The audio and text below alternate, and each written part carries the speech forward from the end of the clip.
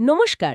আমরা এসে গেছি মে ২০২৫ মাসের বাছাই করা কিছু ঘটনা নিয়ে একটু সম্ভন আলোচনা করতে। হ্যাঁ, এই মাসে কিন্তু বেশ কিছু গুরুত্বপূর্ণ বিষয় উঠে এসেছে নানা সূত্রে। একদম। আমাদের লক্ষ্য হল কম সময়ে মূল ঘটনাগুলো আর তার তাৎপর্য নিয়ে একটা স্পষ্ট ধারণা দেওয়া। তাহলে শুরু করা যাক।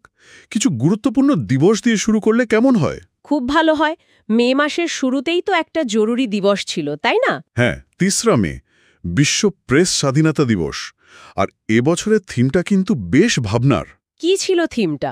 আর্টিফিশিয়াল ইন্টেলিজেন্স, মানে এআই, আর তার প্রভাব সংবাদ মাধ্যম আর সংবাদপত্রের স্বাধীনতার ওপর।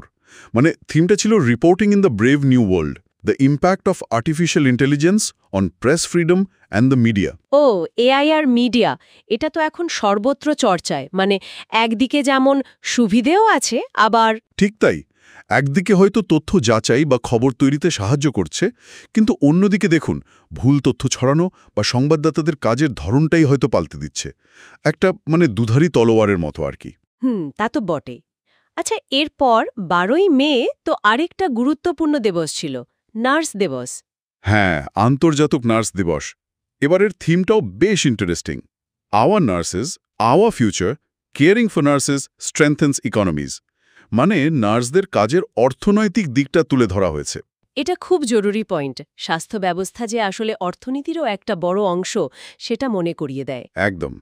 আচ্ছা, এবার একটু নিয়োগ আর নির্বাচনের দিকে যদি দেখি, জাতীয় স্তরে কি খবর? হ্যাঁ, জাতীয় স্তরে দেখুন, বিচারপতি VR গাভাই দেশের ৫১তম প্রধান বিচারপতি হিসেবে দায়িত্ব নিচ্ছেন। এটা তো খুবই গুরুত্বপূর্ণ একটা নিয়োগ। বিচার ব্যবস্থার শীর্ষে পরিবর্তন। অবশ্যই। আর প্রশাসনিক দিকে তেলেঙ্গানার নতুন মুখ্য সচিব হয়েছেন সিনিয়র IAS অফিসার কে ব্রহ্মাইয়া রাও। আচ্ছা, আর আন্তর্জাতিক ক্ষেত্রে কোনো বড় নির্বাচন বা পরিবর্তন? হ্যাঁ, দুটো বড় খবর আছে। কানাডায় নতুন প্রধানমন্ত্রী হয়েছেন মার্ক কার্নি। ও, মার্ক কার্নি, মানে কানাডা একটা পরিবর্তন এলো। হ্যাঁ, আর অন্যদিকে অস্ট্রেলিয়াতে কিন্তু প্রধানমন্ত্রী অ্যান্থনি অ্যালবানিজ আবার জিতেছেন, মানে পুনঃনির্বাচিত হয়েছেন। তার মানে সেখানে একটা ধারাবাহিকতা থাকছে। এই পরিবর্তন বা স্থিতিশীলতা দুটোই কিন্তু আন্তর্জাতিক সম্পর্কের ক্ষেত্রে বেশ তাৎপর্যপূর্ণ। ঠিক। এবার একটু পুরস্কার বা সম্মানের দিকে তাকানো যাক। WHO নাকি একটা স্বীকৃতি দিয়েছে। হ্যাঁ, কেরালাকে। বিশ্ব স্বাস্থ্য সংস্থা কেরালাকে এজ ফ্রেন্ডলি সিটি, মানে বয়স্ক বান্ধব শহর হিসাবে স্বীকৃতি দিয়েছে। এজ ফ্রেন্ডলি সিটি মানে ঠিক কি বোঝায়? মানে হলো শহরটা বয়স্ক মানুষদের সুবিধার কথা ভেবে তৈরি। ধরুন, যাতায়াত ব্যবস্থা সহজ করা, স্বাস্থ্য পরিষেবা হাতের কাছে আনা, তাদের সামাজিকভাবে যুক্ত রাখা, এই সব দিকে নজর দেয়া। বাহ, এটা তো খুব ভালো উদ্যোগ। অন্য শহরগুলোও শিখতে পারে। অবশ্যই। আর সাহিত্যের জগতে আন্তর্জাতিক বুকার পুরস্কার পেয়েছেন বানু মুস্তাক। ও, বুকার? কোন বইয়ের জন্যে?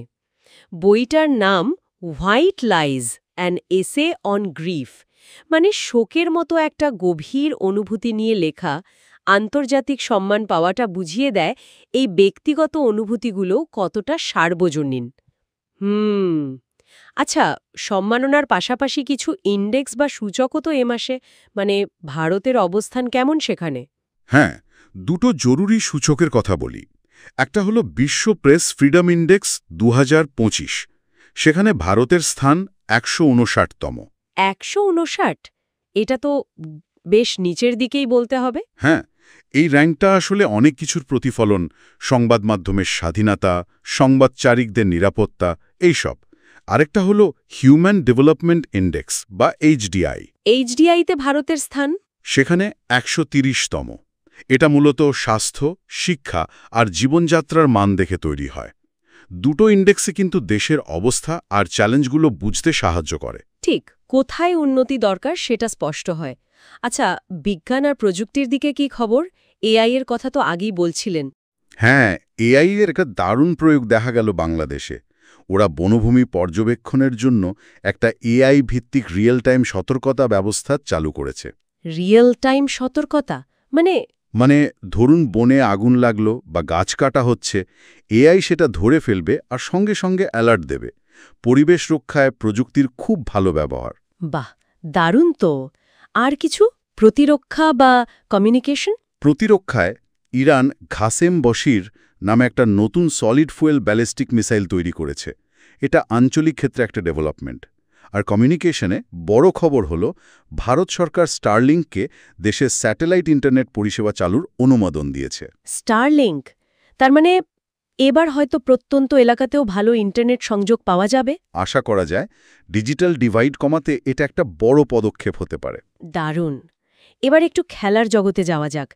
ফুটবলে তো ইপিএল শেষ হলো। হ্যাঁ, 2024-25 ইংলিশ প্রিমিয়ার লিগ জিতেছে লিভারপুল। লিভারপুল, আচ্ছা। আর ক্রিকেটে? ক্রিকেটে একটা বেশ বড় খবর আছে না? হ্যাঁ, এবং অনেকের জন্যই হয়তো একটু মন খারাপ করা খবর, বিরাট কোহলি টেস্ট ক্রিকেট থেকে অবসর নিয়েছেন। ওহ, বিরাট কোহলি টেস্ট থেকে অবসর নিলেন। এটা তো একটা যুগের শেষ বলা যায়। একদম। ওনার অবদান তো বিশাল। যাই হোক, শেষ করার আগে দুটো সরকারি উদ্যোগের কথা একটু বলি। হ্যাঁ, অবশ্যই। কেন্দ্রীয় সরকার ভারতে গ্রিন হাইড্রোজেন সার্টিফিকেশন স্কিম চালু করেছে। পরিবেশবান্ধব হাইড্রোজেন জ্বালানির উৎপাদন আর ব্যবহার বাড়াতে এটা সাহায্য করবে। গ্রিন হাইড্রোজেন, এটা তো ভবিষ্যতের শক্তি। খুব ভালো উদ্যোগ। আর দ্বিতীয়টা হলো ত্রিপুরা ভারতের প্রথম সম্পূর্ণ স্বাক্ষর রাজ্য হিসেবে ঘোষিত হয়েছে। সত্যি?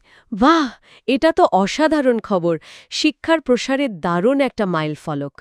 তাহলে দেখুন, এই মাস জুড়ে আমরা নিয়োগ, পুরস্কার, আন্তর্জাতিক সম্পর্ক, প্রযুক্তি, খেলাধুলা, পরিবেশ, শিক্ষা অনেক কিছুই দেখলাম। হ্যাঁ, একটা বেশ ঘটনাবহুল মাস। প্রযুক্তি, বিশেষ করে এআই এর প্রভাবটা কিন্তু বারবার উঠে এলো। সংবাদ মাধ্যম থেকে বনভূমি রক্ষা। একদম।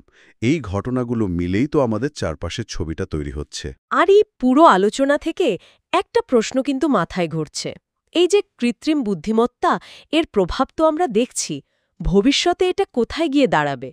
মানে এটা কি শুধুই নতুন সুযোগ আনবে, নাকি এমন সব চ্যালেঞ্জও তৈরি করবে যার জন্য আমরা হয়তো এখনো পুরোপুরি তৈরি নই?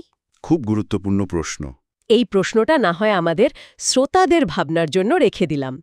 আজকের মতো এখানেই শেষ করি। অবশ্যই। ধন্যবাদ। ধন্যবাদ।